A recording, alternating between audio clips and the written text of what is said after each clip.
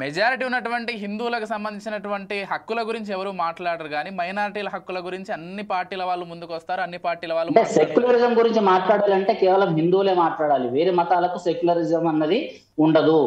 ఒక హిందువే ఆయన గణపతి బొమ్మ కావచ్చు, లేకపోతే రాముల వారి విగ్రహం కావచ్చు, దాని పక్కన ఒక ఇస్లాం కి సంబంధించిన మక్కా మసీద్ కి సంబంధించిన ఫోటో పెట్టుకోవచ్చు, ఇట్స్ జీసస్ క్రైస్ట్ ఫోటో పెట్టుకోవచ్చు. కానీ అదే మీరు ఒక మైనారిటీస్ కి సంబంధించిన క్రిస్టియన్స్ కానివ్వండి, లేకపోతే ముస్లిమ్స్ కానివ్వండి, వాళ్ళ షాప్ కి వెళ్ళి బిజినెస్ కోసం వాళ్ళు అలాంటి అప్పీజ్మెంట్ చేస్తారా? అప్పీజ్మెంట్ చేయాల్సింది కేవలం హిందూస్ మాత్రమే.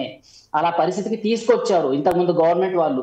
60 years గా హిందువులు అంటే అణిగిమణిగి ఉండాలి, అవతల వాళ్ళకి రెస్పెక్ట్ ఇవ్వాలి. ఎస్, రెస్పెక్ట్ ఇస్తున్నారు. రెస్పెక్ట్ ఇచ్చిన తర్వాత ఏం జరుగుతుంది? రిటర్న్ గా అలాంటి రెస్పెక్టే వస్తుందా? లేదు. వినాయక చవితి వచ్చినా, లేకపోతే దుర్గామాత నవరాత్రులు వచ్చినా, ఏది వచ్చినా కూడా గొడవలు అన్నవి ఇటు హిందువుల పైనే జరుగుతున్నాయి అన్నమాట. సో అలాంటి పరిస్థితి ఇప్పుడు మనకి ఇక్కడ కనిపిస్తుంది. సో సెక్యులరిజం అన్నది కేవలం హిందువులే ఫాలో చేయాలా, వేరే మతాలకు అదంతా అవసరం లేదా అన్నట్టు కనిపిస్తుంది. వన్ సైడెడ్ గా ఉంటుంది. ఇప్పుడు సెక్యులరిజం నిజంగానే ఫాలో అయితే భారతదేశంలో ప్రతి ఒక్కరు అందరం ఆహ్వానిస్తాం, కానీ అది అలా ఉండట్లేదు కాబట్టే కదా గొడవ అంతా. హైందవి గారు, కేవలం సార్ క్రీక్ విషయంలోనే కాదు, ఇటు మనం పాక్ ఆక్యుపైడ్ కాశ్మీర్ విషయంలో కూడా ఈ గవర్నమెంట్లోనే ఒక సమాధానం వచ్చేటువంటి అవకాశం ఉంది, పూర్తిగా తిరిగి స్వాధీనం చేసుకోవాల్సినటువంటి అవసరం ఉందనేటువంటి చర్చ కూడా ఉంది. సార్ క్రీక్ కావచ్చు, లేకపోతే గుజరాత్ ప్రాంతంలో ఉన్నటువంటి మిగిలినటువంటి బార్డర్ ఇష్యూస్ కావచ్చు, కాశ్మీర్ ఇష్యూస్ కావచ్చు, ఇవన్నీ ఎక్స్పెక్ట్ చేయొచ్చా యాజ్ సూన్ యాజ్ రిసాల్వ్ అవుతాయని? ష్యూర్ అండి, 100%. నిన్ననే రాజ్నాథ్ సింగ్ గారు మన భాగ్యనగరానికి వచ్చిపోయారు. మన కార్పొరేటర్స్ అందరినీ కూడా కలవడం జరిగింది. ఇక్కడ వారు ఒక అధికారిక కార్యక్రమం కోసం ఇక్కడికి వచ్చినప్పుడు వారే అన్నారంట, మన కార్పొరేటర్ గారు అడిగారు ఇక్కడ, సార్ పిఓకే మరి మనం తీసుకుంటున్నామా లేదా అని అంటే, ఈసారి 100% డామ్ షూర్ అమ్మ, పక్కా తీసుకుంటాం మనం అని చెప్పిరంట. సో 100%, 100కి 200% కూడా మోదీ గవర్నమెంట్ ఖచ్చితమైనటువంటి నిర్ణయాలతో ఉంది. అటు విదేశాంగ విధానంలో కానివ్వండి, లేకపోతే పాకిస్తాన్ యొక్క వైఖరి కానివ్వండి, ప్రపంచ దేశాల మధ్యలో మనం ఎండగట్టినాం. ఏ విధంగా చేసినాం అన్నది మనకు ఆపరేషన్ సింధు ద్వారా మనం అందరికి తెలియజేసినాము. అదేవిధంగా మనము మళ్ళీ మొన్న కూడా క్రికెట్ మ్యాచ్ లో కూడా సేమ్ ఇదే జరిగింది. వాళ్ళు ఎంత కవింపు చర్యలు చేసినా కూడా చివరికి మనము మ్యాచ్ గెలిచి వాళ్ళ దగ్గర మన సత్తా చాటినటువంటి ఇది ఉంది అనమాట. అంటే ఇక్కడ వాళ్ళు మన మతాన్ని అడిగి మరి ఇక్కడ ఉన్నటువంటి భారతీయులను చంపడానికి వచ్చినటువంటి వాళ్ళందరినీ కూడా ఖచ్చితంగా ఇవాళ పాకిస్తాన్ పిఓకే అన్నది ఖచ్చితంగా మనం 100% ఆక్యుపైడ్ కాశ్మీర్ ఏదైతే ఉందో అది పక్కా మనం భారతదేశంలో కలుపుకోవాల్సినటువంటి అవసరం ఖచ్చితంగా ఉంది. దాంతోపాటు సరిహద్దులో ఉన్నటువంటి దేశ సరిహద్దు మొత్తాన్ని కూడా పటిష్టం చేసుకోలేటటువంటి సమయం ఇది మనకు. వాస్తవానికి ఇది ఏంటంటే కాంగ్రెస్ అన్ఫినిష్డ్ యాక్ట్. ఇది కాంగ్రెస్ ఏం చేసింది అని అంటే పాకిస్తాన్ ని విడగొట్టింది, బంగ్లాదేశ్ ని విడగొట్టేసింది. సో వాళ్ళ పని మాది అయిపోయినంత వరకే మేము ఇంకా దేశాలు విడగొట్టేసినాము, మనము భారతదేశం మాత్రం మంచిగా ఉంది, మేము ఏదో డెవలప్ చేస్తామని చెప్పేసి అని వాళ్ళు చెప్పిండ్రు. దానికి ఉదాహరణనే UPA 1 UPA 2 కరప్షన్ ఎంత జరిగింది అన్నది.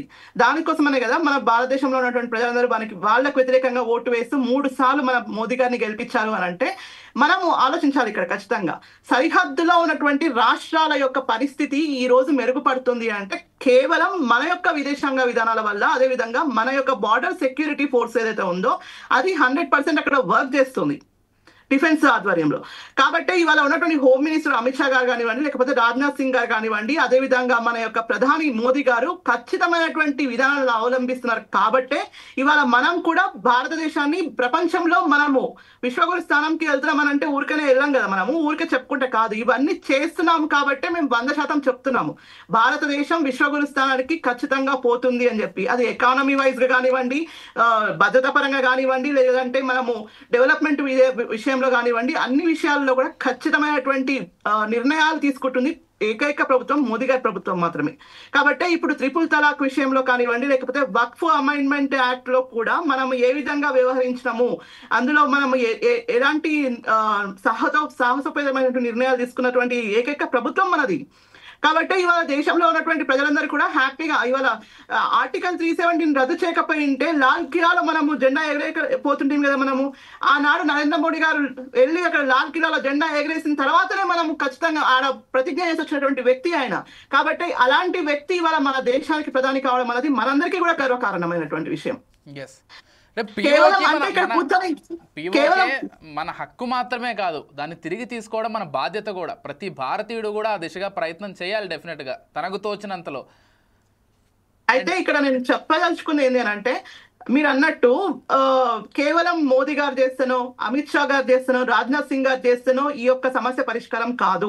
ప్రతి ఒక్క భారతీయుడికి కూడా ఈ యొక్క ఉంది బర్త్ రైట్, అది మనది. మన భారతదేశం యొక్క మన దేశాన్ని కాపాడుకోవడం అనేది మన కర్తవ్యం. ఈ కర్తవ్యాన్ని ప్రతి ఒక్కరం కూడా చేయాల్సిందే ఖచ్చితంగా. ఇది చేయకపోతే మనం ప్రభుత్వాలు ఎన్ని చేసినా కూడా ఇక్కడ వేస్ట్. కాబట్టి ఏం చెప్తున్నాం అంటే, మేము కూడా చాలా రకాలుగా అవేర్నెస్ క్రియేట్ చేస్తున్నాం ఇక్కడ ఉన్న వాళ్ళందరికీ కూడా.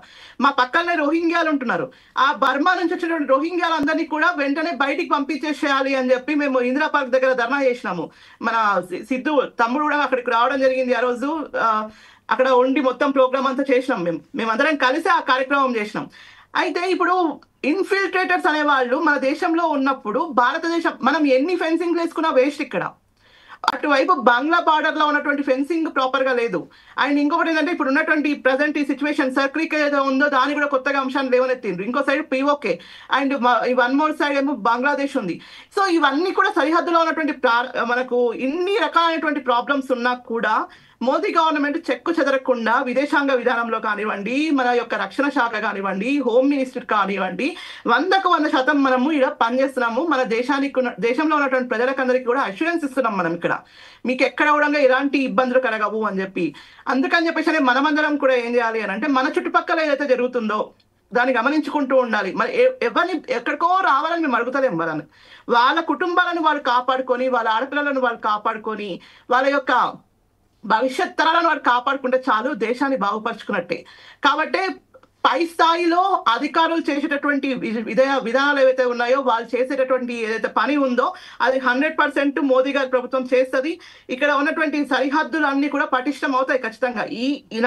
నాకు నమ్మకం ఉన్నది ఏంటి అని అంటే, ఇప్పుడున్నటువంటి ఈ టర్మ్ లోనే మోదీ గారు అటు బంగ్లాదేశ్ బార్డర్ కానివ్వండి, మణిపూర్ లో ఉన్నటువంటి మయన్మార్ బార్డర్ కానివ్వండి, లేదంటే పాకిస్తాన్ పిఓకే బార్డర్ కానివ్వండి, ఇక్కడ ఉన్నటువంటి సర్ క్రిక్ కానివ్వండి, లేదంటే ఇంకా కింద ఉన్నటువంటి మన కన్యాకుమారి బార్డర్ లో కానివ్వండి, ఎవ్రీథింగ్ అంటే మన భారతదేశాన్ని సురక్షితంగా ఉంచడానికి వాళ్ళు చేసేటటువంటి విశ్వ ప్రయత్నాలు ఏవైతే ఉన్నాయో ఖచ్చితంగా చేస్తారు. అవి 100% అమలు అవుతాయి. కానీ ఇక్కడ ఉన్నటువంటి మనం ఏం చేయాలి, ఇక్కడ ఉన్నటువంటి వాళ్ళందరూ కూడా జార్జ్ సోరస్ వారసులు కానివ్వండి, లేదంటే శ్యామ్ పిట్రోడా వారసులు కానివ్వండి, వీళ్ళందరూ కూడా ఇక్కడ ఉండి దేశాన్ని అస్థిరపరచాలని చెప్పేసి అని చూస్తున్నారు. కాబట్టి ఇవాళ విద్యార్థి నిలయాలు ఇవాళ ఉగ్రవాదుల స్థావరాలకు నిలయాలు చేసుకుందామని ప్రయత్నం చేసిండ్రు, నక్సలైట్లకు స్థావరాలుగా చేసుకుందామని ప్రయత్నం చేసిండ్రు. ఆ ప్రయత్నంలో భాగంగానే జేఎన్యూలో కానివ్వండి, లేకపోతే వేరే యూనివర్సిటీలలో కానివ్వండి, సెంట్రల్ యూనివర్సిటీలో కానివ్వండి, అనేక దగ్గరలో ప్రతి ఒక్క దగ్గర కూడా వీళ్ళు ఏం చేస్తున్నారంటే, పిల్లలను మొత్తం కూడా వాళ్ళ యొక్క బ్రెయిన్ల లోపలికి బ్రెయిన్ వాష్ చేయడానికి అని చెప్పేసి సిద్ధపడినటువంటి ఈ యొక్క వాదాన్ని కూడా మనం నిన్న మొన్ననే తిప్పికొట్టినాం. విద్యార్థి పరిషత్తు అన్ని ప్యానల్స్ లో విజయం సాధించడానికి కారణం కూడా అదే అన్నమాట. మనము ఇది కూడా ఇందులో భాగంగానే అనుకోవచ్చు మనము. అవును,